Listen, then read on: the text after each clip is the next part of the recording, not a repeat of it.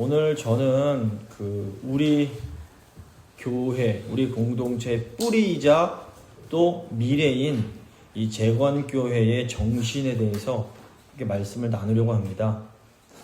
저희는 스스로 저희를 재건교인이라고 부릅니다.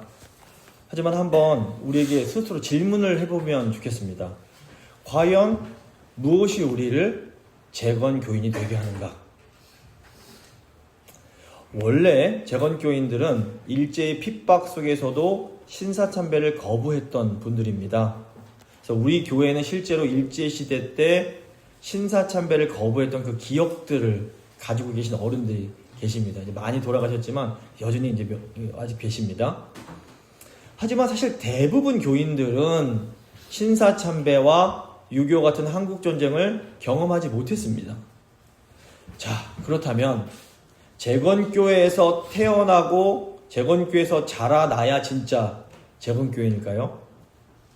저는 2007년에 재건동산교회에서 사역을 시작하면서 이 재건교회에 들어오게 됐습니다.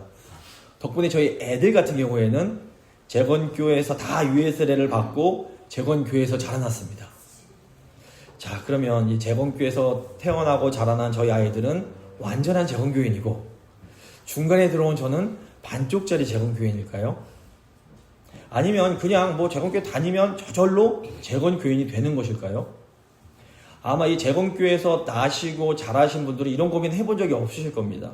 근데 저는 사실 재건교인 출신이 아니기 때문에 재건교회의 목사가 되기로 결심할 때 과연 재건교인이 된다는 것이 무엇일까? 이것에 대해서 꽤 고민을 많이 했습니다. 이 목사가 된다는 것은, 목사 서약을 하는 것은 이 재건교회가 결혼하는 것과 비슷하기 때문입니다. 그렇다면 재건교회가 다른 교단과 다른 어떤 특별한 비밀 교리를 가지고 있을까요? 그렇지 않습니다. 재건교회의 교리는 장로교 표준 문서, 웨스트민스터 표준 문서를 따르고 있고, 또 재건교회 신학은 개혁주의, 종교개혁의 그 개혁주의 신학을 따르고 있습니다. 자, 그렇다면 무엇이 우리를 이 재건이라는 이름 아래에 모이게 하는 것일까요? 그것은 어떤 지식이나 제도가 아니라 바로 재건교회의 정신입니다. 그래서 오늘 저희가 함께 읽은 본문은 이 재건교회 정신의 정수를 보여줍니다. 바벨론의 거대한 권력과 금신상 앞에선 이 세 청년 사드락, 메삭, 아벳느고는 신앙적인 타협을 강요하는 왕 앞에서 이렇게 선포합니다. 왕이시여, 그렇게 하지 아니하실지라도 우리는 절하지 않겠습니다. 이 한 문장이 우리 재건교회의 정체성을 요약합니다. 오늘 우리는 이 본문을 통해서 과연 재건교회의 정신이 무엇이며 그 정신을 지키기 위한 실천은 무엇이고 또 우리가 나아가야 할 미래는 무엇인지를 함께 생각해 보도록 하겠습니다. 먼저 재건교회의 정신을 생각해 보겠습니다. 우리를 재건교인이 되게 하는 것은 바로 재건교회의 정신입니다. 사람들은 이 다니엘 3장을 보면서 불 속에서 머리카락 하나도 상하지 않게 하시는 이 하나님의 능력에 환호합니다. 야, 하나님 능력 대단하다. 17절 보시면 왕이여, 우리가 섬기는 하나님이 계시다면 우리를 맹렬히 타는 풀무불 가운데에서 능히 건져내시겠고 왕의 손에서도 건져내시리이다. 물론 우리 하나님은 전능하시기 때문에 우리를 능히 건져내실 수 있습니다. 하지만 이 재건의 정신은 기적이 아니라 하나님을 향한 충성이 있습니다.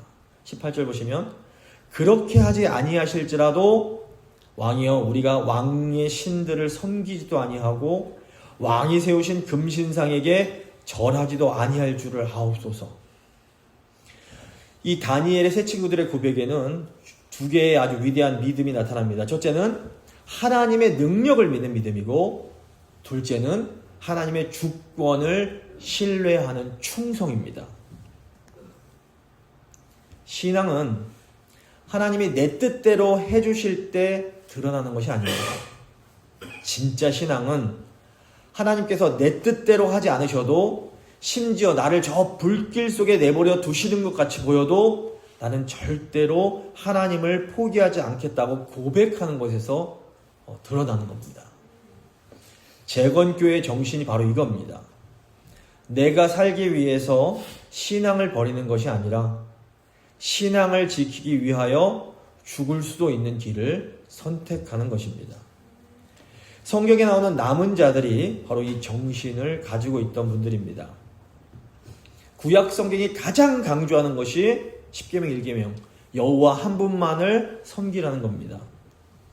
하나님 백성인 이스라엘이 왜 멸망을 했습니까? 이스라엘이 멸망한 것은 경제력이 약하고 군사력이 약하기 때문이 아닙니다. 이스라엘이 멸망한 것은 그들이 여호와 하나님 대신에 우상을 섬겼기 때문입니다. 이스라엘이 멸망한 것은 하나님이 계셔야 할 자리에 풍요의 신인 바알과 아세라를 앉혔기 때문입니다.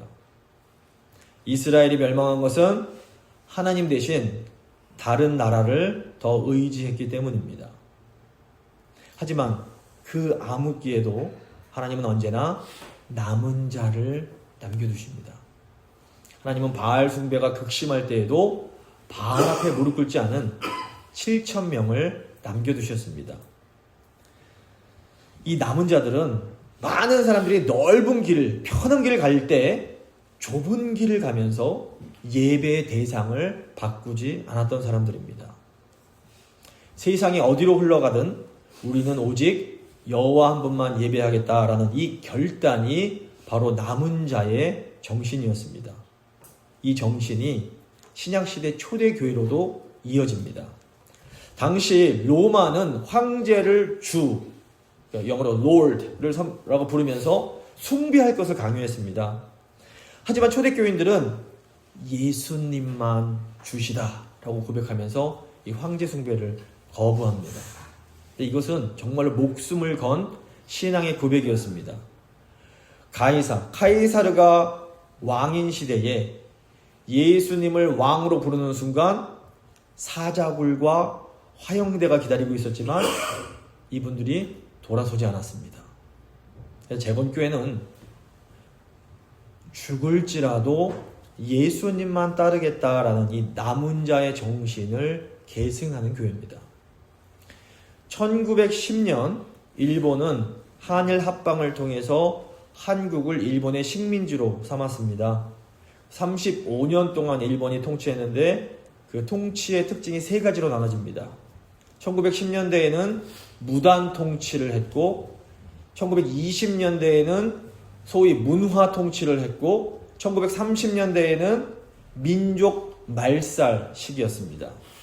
자, 1910년대는 이제 처음이었기 때문에 무단 통치 시기로 일제가 헌병에 칼과 총을 앞세워서 우리 민족의 길을 꺾고 자유를 완전히 억압했습니다. 근데 그러다가 1919년에 3.1운동이 일어납니다. 일제가 깜짝 놀랍니다. 이로 인해서 1920년대에는 일본이 통치 전략을 문화 통치로 바꿉니다. 3.1운동의 영향 때문에 일제가 겉으로는 약간의 자유를 허용하는 것처럼 행동했습니다. 하지만 실제로 일제는 경찰을 동원해서 설교 내용을 감시하고 기독교 학교 내에 성경 교육을 제한하는 등 통제를 강화했습니다. 그리고 1930년대 이후는 민족 말살 시기로 이 전쟁의 광기 속에서 한국인들의 이름과 신앙을 빼앗고 우리 민족의 혼을 완전히 지우고 젊은이들을 사지로 내몰면서 수탈을 했습니다. 1937년에 중일 전쟁이 시작이 됩니다. 그러면서 일제가 이 전쟁을 위해서 한국의 교회들을 일제 전시 동원 체제에 강제로 편입을 시키려고 이때부터 신사참배를 강요하기 시작합니다. 일본에는 신도라고 불리는 종교가 있습니다. 국가 종교입니다. 이 신도는 다신교 종교로서 자연, 조상, 그리고 모든 만물에 신들이 깃들어 있다라고 믿는 그런 종교입니다. 근데 이런 신들을 모시는 장소가 바로 신사라는 곳입니다. 한국인들이 추석에 차례 지내는 것처럼 일본인들은 지금도 정기적으로 이 신사에 가서 참배를 합니다. 1937년에 중일전쟁이 발생을 하고 1938년부터 일본은 한국의 교회와 학교에도 신사를 두고 신사에 가서 참배할 것을 명령합니다. 일제는 이 신사참배가 국가에 대한 의례다라고 주장을 했습니다. 하지만 보시면 신사참배는 일본의 신들에게 절하는 것이기 때문에 분명한 우상숭배였습니다. 전국에는 많은 장로교회들이 이 신사참배에 반대하는 목소리를 냈습니다. 이런 상황에서 1938년 9월에 평양에 있는 교회에서 한국 장로교 총회가 열렸습니다. 이때 수백 명의 무장한 일본 경찰들이 교회를 쭉 둘러싸고 신사참배를 가결하도록 총대들을 협박을 했습니다. 당시 이때 장로교 총장 홍택기라는 사람은 벌벌 떨면서 절차를 무시하고 신사참배는 우상숭배가 아니요 국가 의례다라는 가결을 통과시켜버립니다. 당시에 총회에 참석했던 미국인 선교사들이 불법입니다, 항의합니다 소리쳤지만 일본 경찰들에 의해서 끌려나가게 됩니다. 결국 1943년 한국 기독교는 일본 기독교단 조선지부라는 일제의 하부 기관이 되어버립니다. 이렇게 한국교회는 일본 신사, 즉 마귀의 지배를 받는 노예와 같은 처지가 되어버렸던 겁니다. 이때부터 신실한 성도들이 신사참배 거부 운동을 하기 시작합니다. 당시 신실한 성도들은 구약의 남은 자 정신, 신약의 오직 예수님만 왕이시라는 정신을 꽉 붙잡고 고난을 향해 나아갑니다. 어떤 성도님들은 감옥에 잡혀서 고문당하고 또 어떤 분들은 심지어 순교를 당하셨습니다. 또 어떤 성도님들은 가족들을 데리고 일제의 손이 닿지 않는 먼 외딴 섬이나 토굴로 숨어가서 그곳에서 힘들게 신앙생활을 하기도 했습니다. 1945년 광복이 된 이후에 신사참배에 저항했던 성도들이 진정한 회개를 강조하면서 재건운동을 전개합니다. 재건운동은 구약의 남은 자 정신, 신약의 예수만 왕이시다라는 정신을 한국 교회의 역사 속에 분명하게 드러내는 운동이었습니다. 해방 이후에 이 재건운동을 이끄셨던 분들이 세운 교회가 바로 우리 재건교회입니다. 재건교회 정신은 단순히 신사참배 반대라는 이 한 사건에 머무는 것이 아닙니다. 이 재건교회의 정신은 오직 하나님 한 분만 예배하겠다는 이 남은 자의 정신을 계승하는 것이라고 볼 수 있습니다. 자, 이제 두 번째 재건교회의 실천을 생각해 보겠습니다. 정신이 아무리 고귀하다고 해도 삶으로 나타나지 않으면 추상적인 관념에 불과합니다. 그래서 모든 시대에 믿음이 있는 사람들은 이 신앙의 정신을 지키기 위한 구체적인 실천을 만들게 됩니다. 해방 이후에 재건교회는 우상숭배를 거부하는 이 정신을 보호하기 위해서 배교한, 즉 우상숭배, 신사참배에 동참했던 그런 교회들과 동참을 거부하고 철저한 주일성수라는 엄격한 실천 규범을 만들게 됩니다. 여기에는 굉장히 중요한 이유가 있었습니다. 자, 해방 이후에 신사참배를 거부했던 성도들은 신사참배에 가담했던 한국 교회가 철저하게 회개를 해야 된다라고 생각했습니다. 특별히 신사참배에 가담했던 목사들은 충분한 자숙과 근신의 시간을 가져야 된다고 생각을 했습니다. 그러니까 우리가 그냥 처음부터 원리하려고 했던 게 아닙니다. 당시 이 재건교회 성도님들 중에는 신사참배를 거부하다가 고문당하고 순교까지 당했던 분들의 후손들이 많았습니다. 그러니까 우리 목사님, 우리 할아버지, 우리 아버지, 우리 친척들이 신사참배에 반대하다가 고문당하고 순교당하신 겁니다. 그런데 이때 신사참배에 동참했던 이 기성교회들, 저희는 이제 현실교회라고 부르는데 이 사람들이 철저한 회개를 거부합니다. 이 사람들이 뭐라고 그랬냐면 아이고 투억 성도들만 힘들었던 게 아니다. 신사참배 하면서 교회 지키는 사람들도 엄청 힘들었다. 그리고 우리도 개인적으로 다 회개했다. 이렇게 말을 하는 겁니다. 그리고 적반하장식으로 재건교인들을 극단주의자라고 몰아붙였습니다. 우리 재건교인들이 보기에 이런 태도는 너무너무 악하고 정말 죄악된 행동이었습니다. 결국 재건교회는 이 교회의 순수성을 지키기 위해서 회개를 거부하는 교회들과 교류를 끊을 수밖에 없었던 겁니다. 이것이 동참 거부라는 신앙적 실천을 만들었던 이유입니다. 또 해방 직후 북한 지역에서는 공산당이 장악을 했습니다. 근데 이 공산당이 하필 주일에 선거를 실시했습니다. 이때 북한 지역의 재건교인들이 주일에는 오직 하나님만 예배한다라는 정신으로 이 공산당의 지시를 거부합니다. 결국 이로 인해서 북한의 재건교인들이 혹독한 탄압과 박해를 감수해야 됐습니다. 북한에 있던 재건교인들은 주의를 지키기 위해서 고문당하고 또 순교를 당하셨습니다. 그리고 이제 한국 전쟁이 터지면서 재건교인들이 남한으로 이렇게 내려와서 재건교회를 세우기 시작했던 겁니다.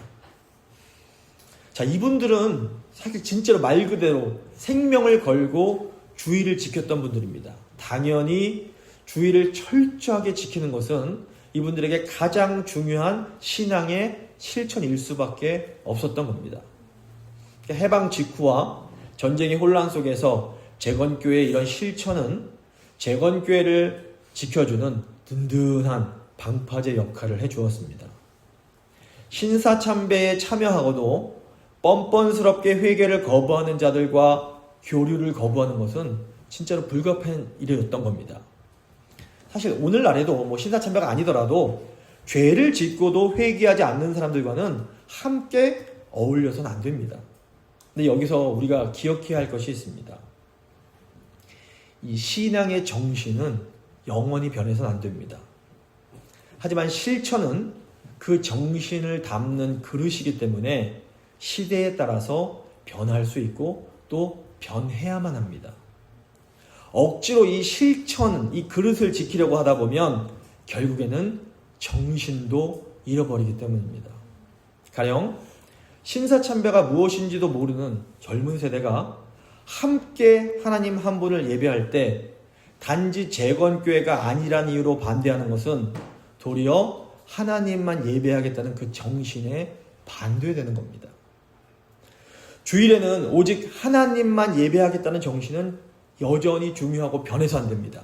하지만 과거에 했던 실천 그 자체에 과도하게 매달리는 것은 도리어 정신을 지키는 것을 방해할 수도 있는 겁니다. 예수님 시대의 바리새인들도 이 장로의 전통이라는 실천에 과도하게 집착해서 도리어 율법의 정신을 잃어버렸습니다. 사실 바리새인들도 처음에는 이 하나님의 율법을 더 잘 지키려는 좋은 마음으로 이 장로의 전통을 만들었습니다. 이 유래를 보면 바벨론 포로에서 돌아온 유대인들이 이스라엘이 멸망한 것이 하나님의 율법을 지키지 않았기 때문인 것을 깨달았습니다.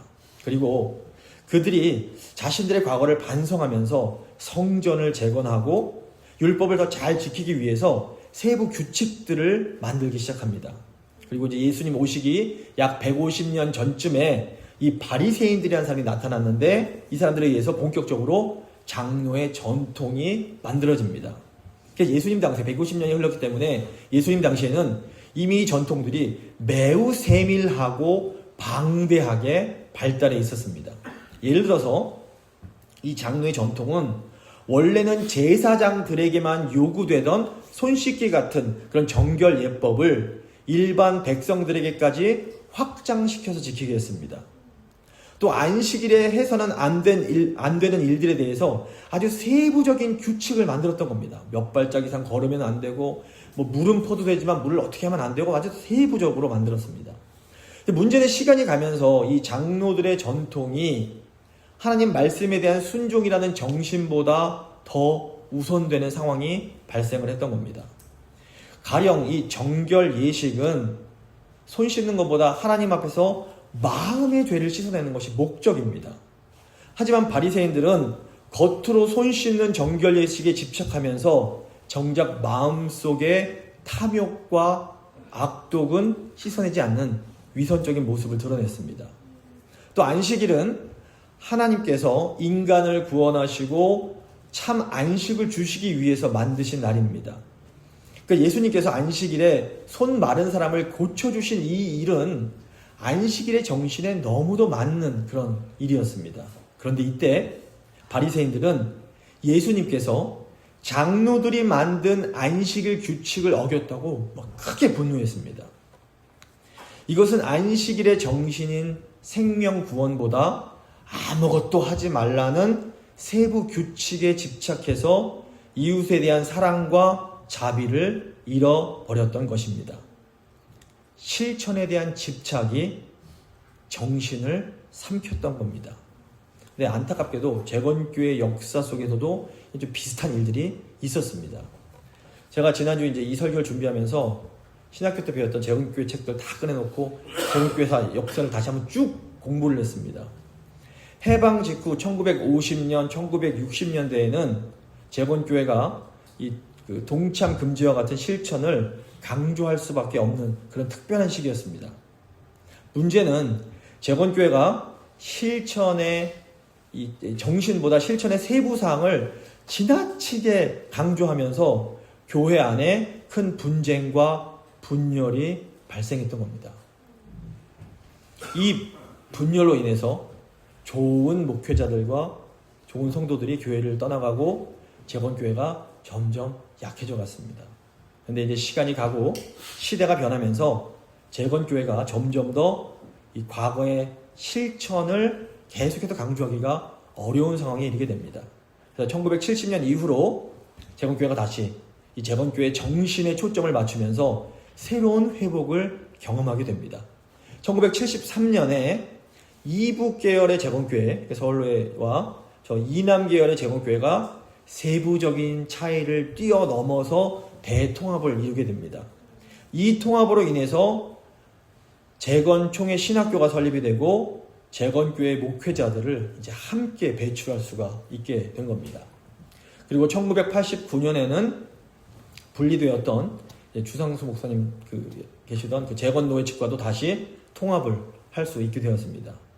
제가 이 재건교회사 책을 보니까 이런 통합의 배경에도 결국 다음 세대에게 부끄럽지 않은 교회를 물려줘야겠다라는 교회 지도자들의 어떤 결단이 있었습니다.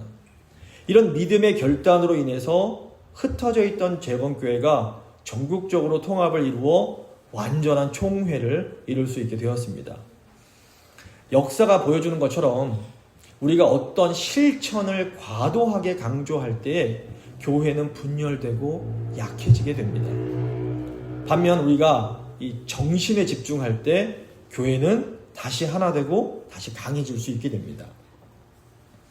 이제 우리도 그렇지만 한국에 있는 재건교회들 같은 경우에는 더 이상 동참죄를 말하지 않습니다. 동참죄를 말하지 않는다고 재건교회가 이전보다 더 타락한 것이냐? 그건 아닙니다. 재건교회들은 여전히 주일 성수를 너무너무 소중하게 생각합니다. 사실 우리 교회 교인들 중에는 이 주일 성수와 관련된 간증들이 굉장히 많이 있으십니다. 우리 교회에는 주일을 온전히 지키기 위해서 기꺼이 돈과 좋은 기회들을 포기한 분들이 많이 계십니다. 하나님께서 이런 성도님들의 귀한 믿음을 받아주시고 그 삶 속에 더 좋은 것들로 갚아주시고 채워주셨습니다. 사실 저도 개인적으로 그런 간증들이 있습니다. 저는 재건교회 목사로서 이 주일에 온전히 하나님만 예배하겠다는 정신은 앞으로도 절대로 변해서는 안 된다고 믿습니다. 하지만 우리가 이 정신을 실천할 때에는 지혜가 필요합니다. 만약에 우리가 예전처럼 주일에는 절대로 돈 쓰지 말고 공부도 하지 말고 교회에서 무조건 나와서 4번씩 예배드려라, 이 과거의 실천을 고집하면 어떻게 될까요? 이것은 우리 다음 세대들이 이 주일날에 하나님께 온전히 집중하는 것을 도리어 방해할 수도 있습니다. 실천은 정신을 지키는 울타리가 되어야 합니다. 이 실천이 다른 사람을 판단하고 공격하는 무기가 된다면 그것은 이미 본질을 잃어버린 겁니다. 성경과 교회의 역사는 우리가 정신은 철저하게 지켜야 하지만 이 실천에 있어서는 유연해져야 함을 가르칩니다. 그래서 우리가 주의를 지키고 세속 문화를 경계하는 이유는 오직 하나, 우리 하나님을 더 사랑하기 위해서입니다. 재건교회는 앞으로도 세상과 타협하지 않고 오직 하나님 한 분만 예배하겠다는 이 정신을 굳게 지켜야 합니다. 저는 이 정신을 지키는 것이 재건교회가 이 땅에 존재하는 목적이라고 생각합니다. 이 목적을 위해서라면 우리는 이 실천의 방식을 이 시대에 맞게 조정할 수 있어야 됩니다. 새로운 실천을 만드는 것이 우리의 신앙을 타협하려는 것이 절대로 아닙니다. 새로운 실천은 재건교회의 정신을 지키기 위한 믿음의 선택입니다. 사실 우리 교회도 믿음으로 이런 새로운 실천들을 해 나아가고 있습니다. 저희가 이제 지난 몇 년간 다른 교회 청년들을 불러서 찬양 집회도 하고, 다른 교회가 연합해서 선교도 가고, 다른 교회가 연합해서 수련회도 했습니다. 이건 사실 과거에는 상상조차 할 수 없었던 일입니다. 근데 어떻게 이런 새로운 실천들이 가능했을까요? 우리가 믿음으로 하나님 한 분만 섬기겠다는 이 재건교회 정신을 함께 붙잡았기 때문에 가능한 겁니다. 자, 이제 마지막으로 재건교회의 미래를 한번 같이 생각해 보겠습니다.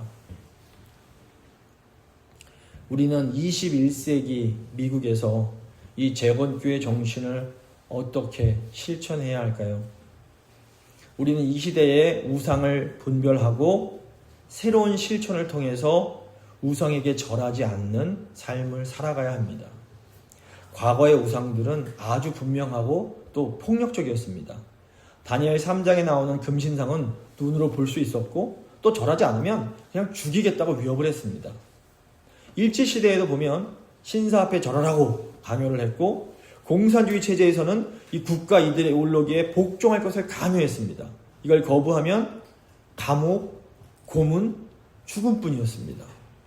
하지만 오늘날의 우상은 너무나 교묘하고 또 때로는 달콤합니다.